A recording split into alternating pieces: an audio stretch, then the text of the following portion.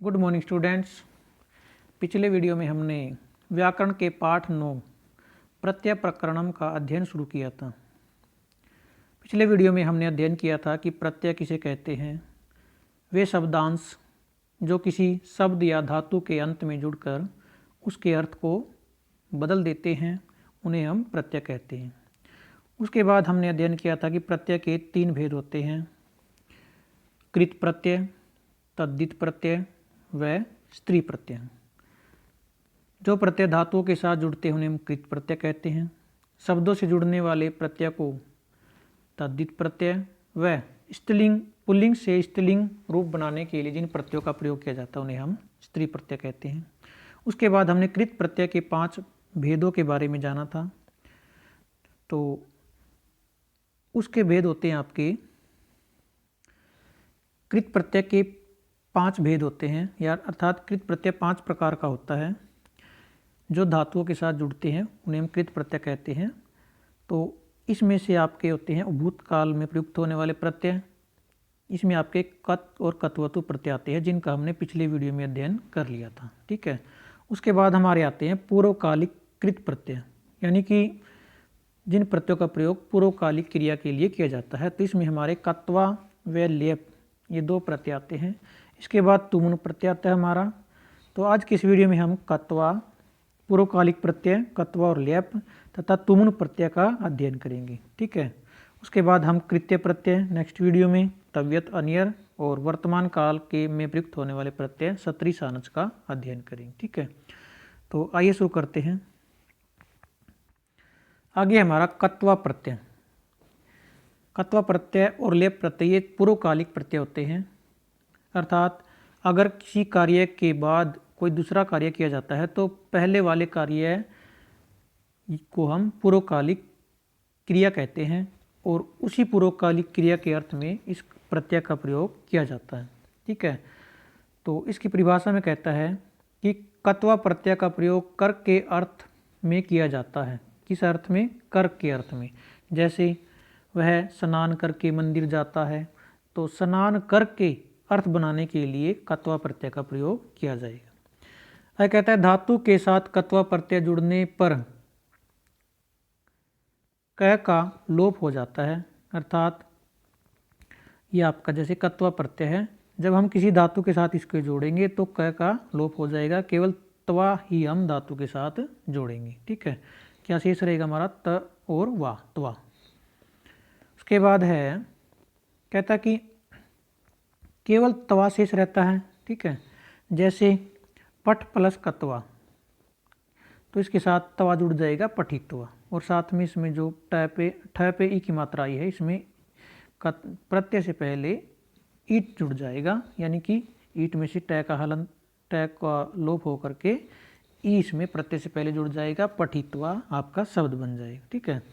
ये आपने पिछले वीडियो में अध्ययन किया था सेठ धातु में, ये सेठ धातु के अंतर्गत आती है। उसके बाद हमारा है गम प्लस कत्वा गत्वा, ये अनिट धातु होती है, ये सेठ धातु होती है। इसके बारे में हमने पिछले वीडियो में अध्ययन किया था कि जिन धातुओं में प्रत्यय से पहले ई जुड़ता है, ई मतलब इट बोलो या फिर ई, इट जुड़ता है, इट का फिर ई शेष रह के ई जुड़ता है, तो वो हमारी सेठ धातुएं होती हैं। ठीक है।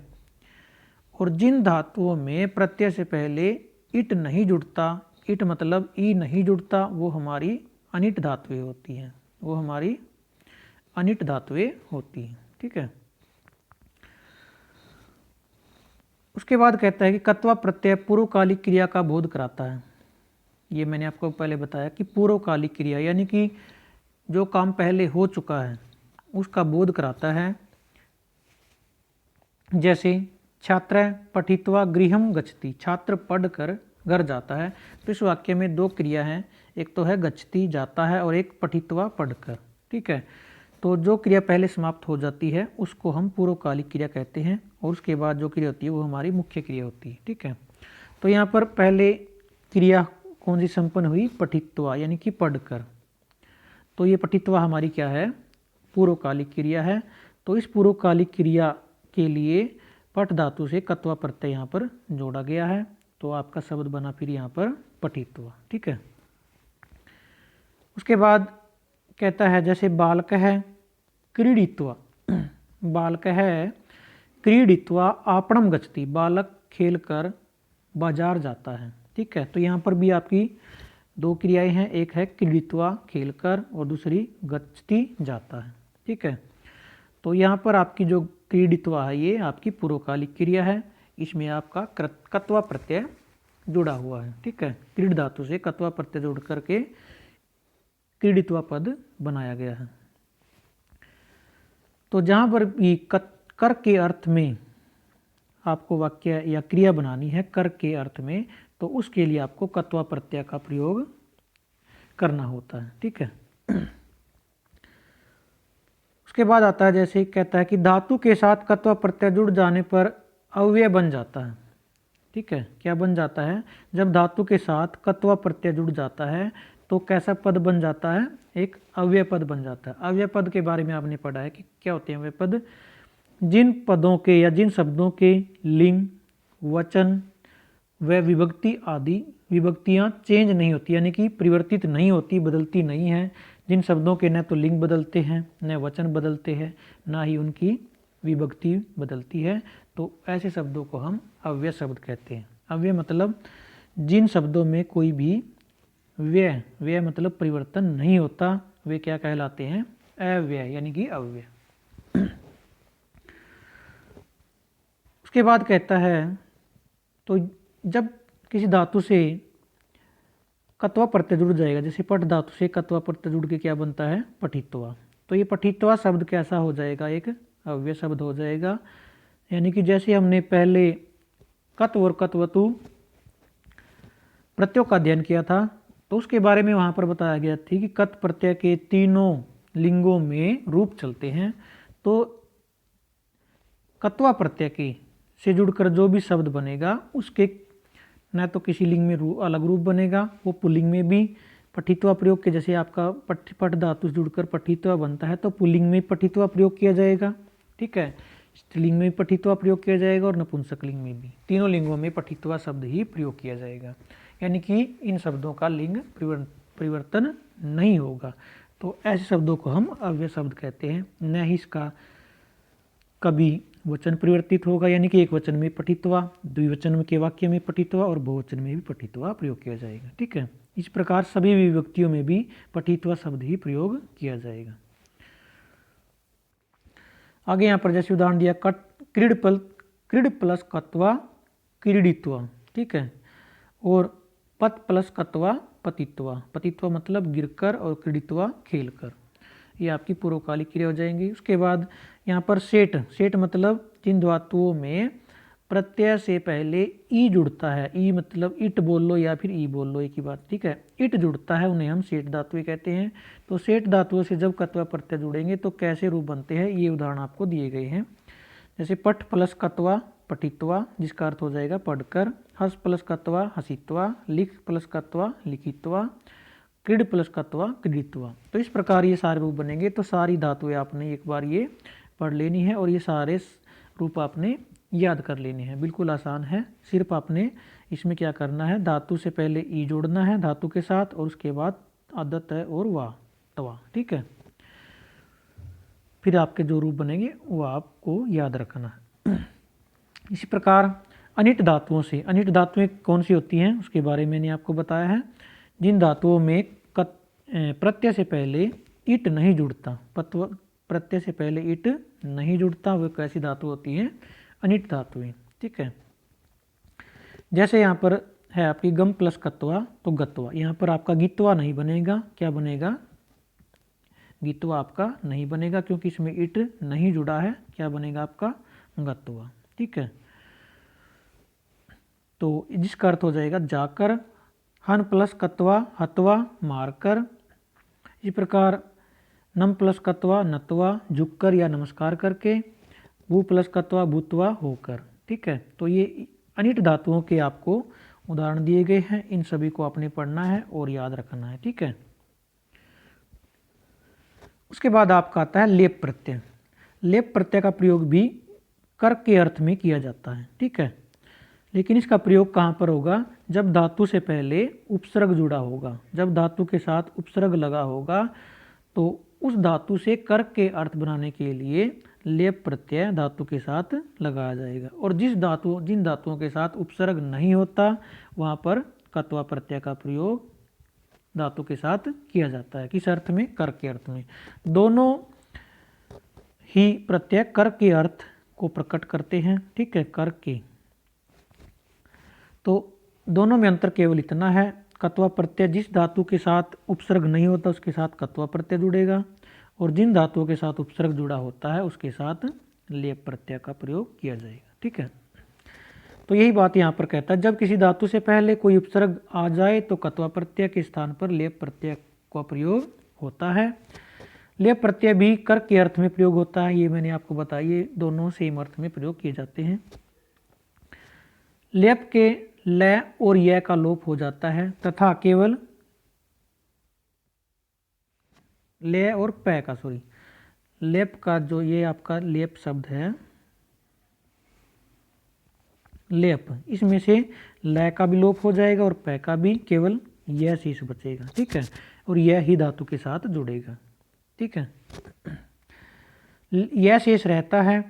लेप प्रत्यांत शब्द भी अव्यय बन जाते हैं, यानी कि जैसे कत्वा जुड़ने के बाद शब्द क्या बन जाता है? अव्यय बन जाता है। इसी प्रकार लेप जुड़ने के बाद भी शब्द अव्यय बन जाता है, यानी कि लेप प्रत्यांत शब्दों के भी लिंग, वचन व विभक्तियां परिवर्तित नहीं होती, ठीक है। अतः इनके भी रूप नहीं चलते, यानी कहने का अर्थ है कि इनके रूप नहीं चलेंगे। जैसे कत और कत्वतु जुड़ने के बाद शब्दों के रूप चलते हैं, तो यहाँ पर कत्वा और लेप जुड़ने के बाद शब्दों के रूप नहीं चलेंगे, ठीक है। तो यहाँ पर दिया गया है लेप प्रत्यय के उदाहरण दिए गए हैं। जैसे सभी धातुओं के साथ यहाँ पर उपसर्ग लगा हुआ है, क्योंकि लेप प्रत्यय तभी जुड़ता है जब धातु के साथ उपसर्ग होता है, ठीक है। तो पहला उदाहरण जैसे दिया गया कि सम उपसर्ग है, ये भू धातु है, सम प्लस भू, और साथ में लेप प्रत्यय जुड़ा गया है, तो आपका शब्द बन जाएगा संभूय। संभूय का अर्थ क्या होता है? होकर। अगर भू धातु से हम होकर अर्थ बनाते हैं कत्वा प्रत्यय जोड़ करके, तो आपका फिर बनता है भूतवा। इसका अर्थ भी क्या होता है? होकर। और संभूय का अर्थ भी क्या होता है? होकर। दोनों का अर्थ सेम ही है, ठीक है। इसी प्रकार आपके अन्य उदाहरण है सम प्लस पठ प्लस लेप, क्या बन जाएगा आपका? संपठ्य, जिसका अर्थ होता है पढ़कर। जिस प्रकार आपका कत्वा में बनता है पठित्वा, तो यहाँ पर लेप में बन जाएगा संपठ्य, पढ़कर। आ प्लस गम प्लस लेप आगत्य, इसका आगम्य बनेगा आपका आगत्य, ठीक है, आगत्य।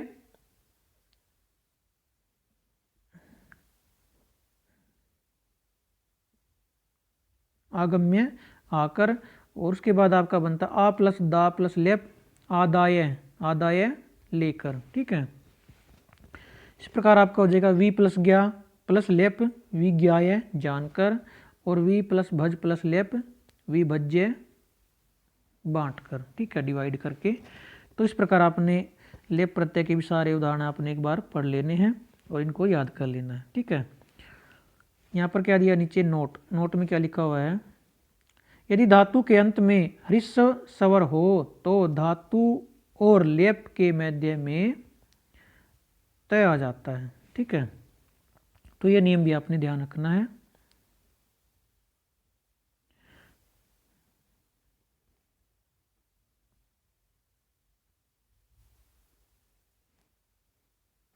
ठीक है, तो ये आपने विशेष ध्यान रखना है कि यदि धातु के अंत में ह्रस्व स्वर आता है तो फिर प्रत्यय से पहले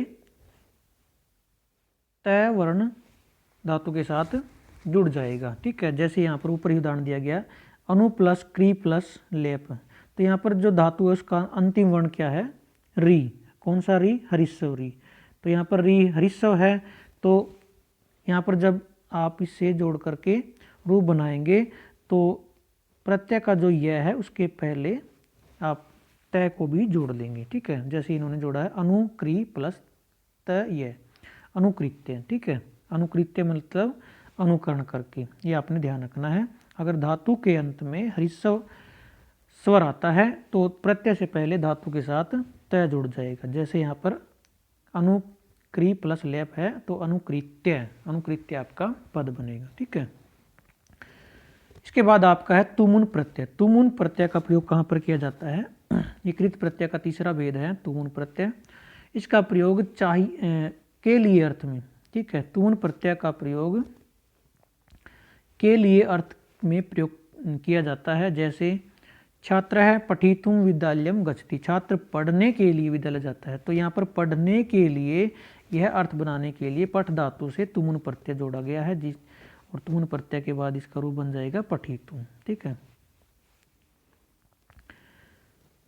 उसके बाद कहते हैं कि तुमुन प्रत्यय को धातु के साथ प्रयोग करने पर तुमुन, तुमुन मतलब तुम प्लस उन के उन का लोप हो जाता है। यानी कि तुमुन ये आपका प्रत्यय है, जब इसको धातु के साथ जोड़ेंगे तो इसका न का और उ का यानी कि उन का लोप हो जाएगा लास्ट वाले का। तो सिर्फ क्या बचेगा? तुम। जो धातु के साथ जुड़ेगा वो तुम जुड़ेगा। उन का उ का और न का लोप हो जाएगा यानी कि उन का लोप हो जाएगा। केवल तुम शेष रहता है। तुमुन प्रत्यांत रूप भी अव्यय होते हैं, ठीक है। ये आप जो आपने आज कत्वा, लेप और तुमुन 3 प्रत्यय पढ़े हैं, ये तीनों प्रत्यय जब धातु के साथ जुड़ जाते हैं तो वो कैसा पद बन जाता है? अव्यय। यानी कि कहने का अर्थ है भी कि इसके भी रूप नहीं चलते, ठीक है, इसके भी रूप नहीं चलेंगे। तुमुन प्रत्यय के कुछ प्रमुख उदाहरण यहाँ पर दिए गए हैं, ठीक है। तो ये आपने यहाँ पर ध्यान रखना, तुमुन प्रत्यय का प्रयोग कहाँ पर किया जाता है? के लिए अर्थ के लिए इसका प्रयोग किया जाता है, ठीक है। जैसे पढ़ने के लिए, लिखने के लिए, जानने के लिए, आने के लिए, ठीक है। तो एक तो के लिए अर्थ में इसका प्रयोग होता है और दूसरा इसने बताया है कि तुमुन का उ और न का लोप हो जाएगा, केवल तुम धातु के साथ जुड़ेगा तुम सब, ठीक है। केवल तुम धातु के साथ जुड़ेगा। और तीसरी बात, इसके जुड़ने के बाद जो शब्द बनेंगे वो कैसे शब्द होंगे? अव्यय शब्द होंगे। और उनके रूप, अव्यय शब्दों के रूप आपको पता है चलते नहीं, तो इसके भी रूप नहीं चलेंगे, ठीक है। तो तुमुन प्रत्यय के कुछ उदाहरण दिए गए। सबसे पहले सेठ धातुओं के, यानी कि जिन धातुओं में प्रत्यय से पहले इट जुड़ता है, इट मतलब ई जुड़ता है, तो उन धातुओं के यहाँ पर उदाहरण दिए गए। जैसे भू प्लस तुमुन भवितुम, पठ प्लस तुमुन पठितुम। भवितुम होने के लिए, पठितुम पढ़ने के लिए।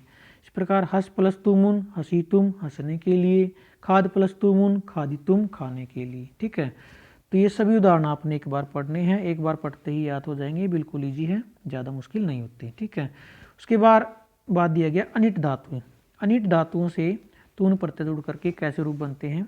अनिट का अर्थ आपको पता है क्या होता है? जिन धातुओं में प्रत्यय से पहले इट नहीं जुड़ता, ठीक है। यानी कि ई, इट मतलब ई नहीं जुड़ता, तो वो कैसी धातु होती है? अनिट धातुएं। जैसे गम प्लस तुमुन गंतुम, ठीक है, जाने के लिए। पा प्लस तुमुन पातुम पाने के लिए। दा प्लस तुमुन दातुम देने के लिए। ज्ञा प्लस तुमुन ज्ञातुम जानने के लिए।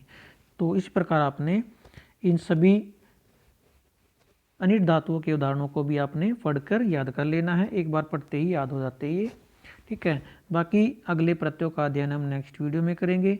आज मैंने आपको 3 प्रत्यय कराए हैं, कत्वा, लेप और तुमुन, ठीक है। कत्वा,